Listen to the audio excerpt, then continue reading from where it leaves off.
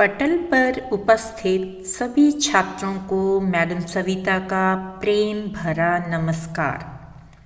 आइए माँ शारदे से आशीर्वाद लें कि वे हमारी बुद्धि को प्रखर करें, उनका आशीष लेकर पढ़ें कबीर की साखियाँ।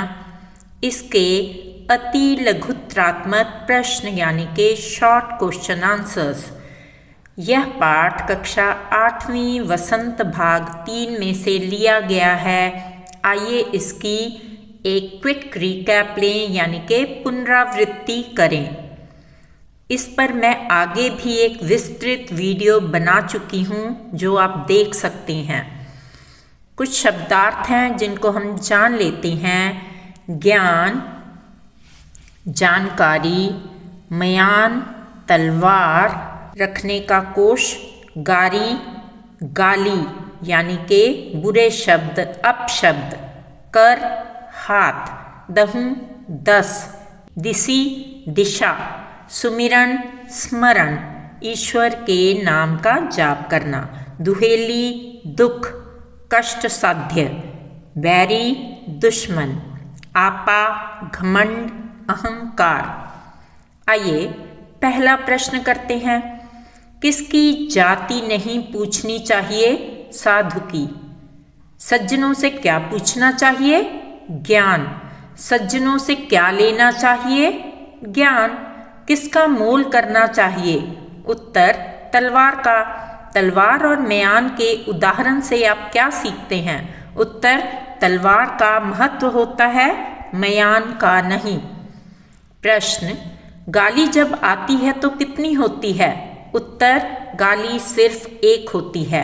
प्रश्न, गाली का जवाब गाली से क्यों नहीं देना चाहिए? उत्तर, जब हम गुस्से में गाली का जवाब देते हैं तो एक की जगह अनेक गालियां दे देते हैं। प्रश्न, कबीर दास जी गाली के संबंध में क्या कहते हैं? उत्तर, अगर हम गाली का जवाब नहीं देंगे तो वह एक ही रह जाएगी। प्रश्न, गाली क्यों नहीं देनी चाहिए? अपने विचार लिखें। उत्तर, गाली देने से हमारी जुबान गंदी होती है, हमारी मानसिकता का पता चलता है, हमारे संस्कारों का पता चलता है। प्रश्न, गाली एक की एक ही कैसे रह सकती है?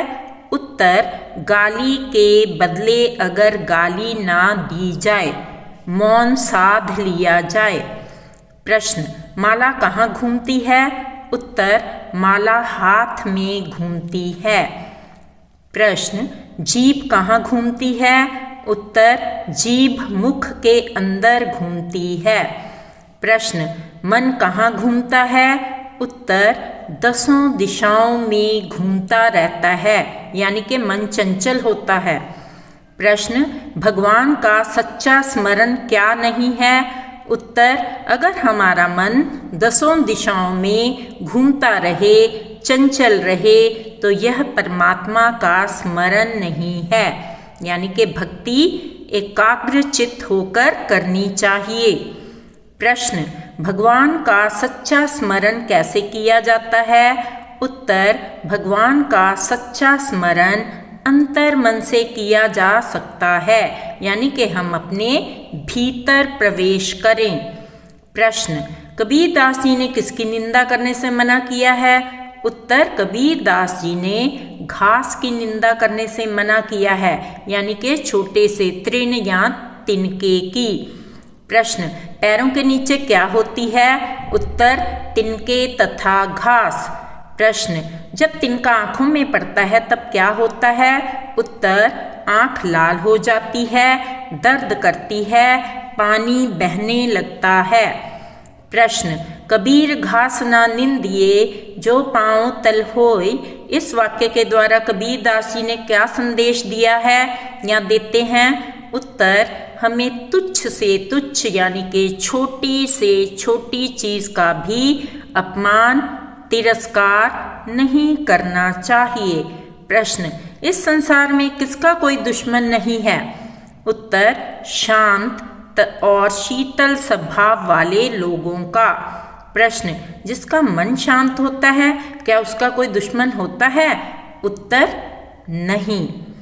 प्रश्न, जो घमंड को छोड़ देते हैं उनके साथ लोग कैसा व्यवहार करते हैं? उत्तर, दयापूर्ण व्यवहार करते हैं। किस पर सभी की दया का भाव होता है या किस पर सभी दया का भाव रखते हैं? उत्तर, अभिमान रहित व्यक्ति पर, जिसमें अहंकार ना हो। प्रश्न, कबीर की साखियों के संग्रहकर्ता कौन है? उत्तर, वियोगी हरि। प्रश्न, कबीर के दोहों को साखी क्यों कहा जाता है?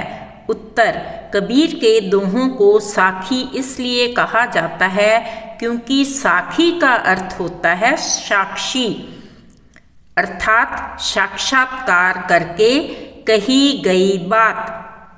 कबीर ने अपने दोहों में वही लिखा जो उन्होंने अपनी आँखों से देखा था तथा अपने जीवन में अनुभव किया था, अतः उनके दोहों को साखी कहा जाता है। प्रश्न, तलवार का महत्व होता है, मयान का नहीं। उक्त उदाहरण से कबीरदास जी क्या कहना चाहते हैं? स्पष्ट कीजिए। उत्तर, तलवार का महत्व होता है, म्यान का नहीं। उक्त उदाहरण से कबीरदास जी कहना चाहते हैं कि हमें मुख्य रूप से उस वस्तु की जानकारी प्राप्त करनी चाहिए या कीमत लगानी चाहिए जिसका कोई महत्व होता है। जिस प्रकार तलवार के समक्ष म्यान का कोई महत्व नहीं होता, क्योंकि जब तलवार खरीदी जाती है तो उसकी धार देखी जाती है, न कि म्यान। ठीक वैसे ही सज्जनों के ज्ञान की महत्ता होती है, उनकी जाति की नहीं। उनकी जाति को जानने की इच्छा करना व्यर्थ है, अर्थात मनुष्य को भला ज्ञान से ही होता है, जाति से नहीं। प्रश्न, पाठ की तीसरी साखी जिसकी एक पंक्ति है, मनुआ तो दहु दिसी फिरे यह तो सुमिरन नाही, के द्वारा कबीरदास जी क्या कहना चाहते हैं?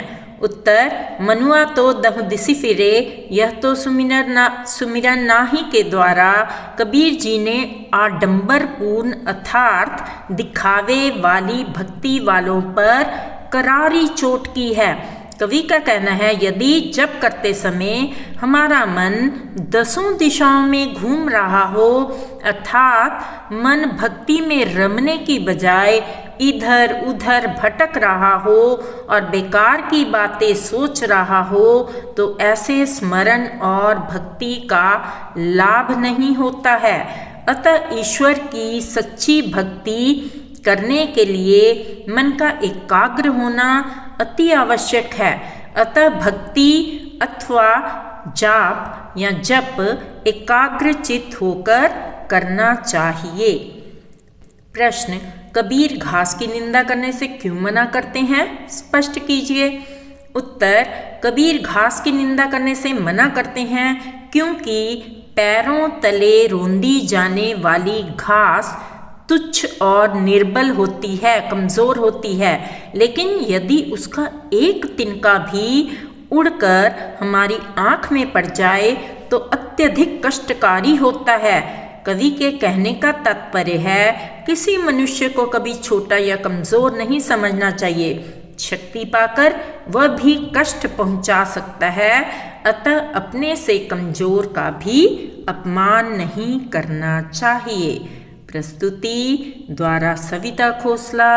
If you like our content, Back to School Mrs. Savita Khosla channel, like and subscribe. Do share with your friends. I will really appreciate. Dhanyavad. Thanks for watching the video.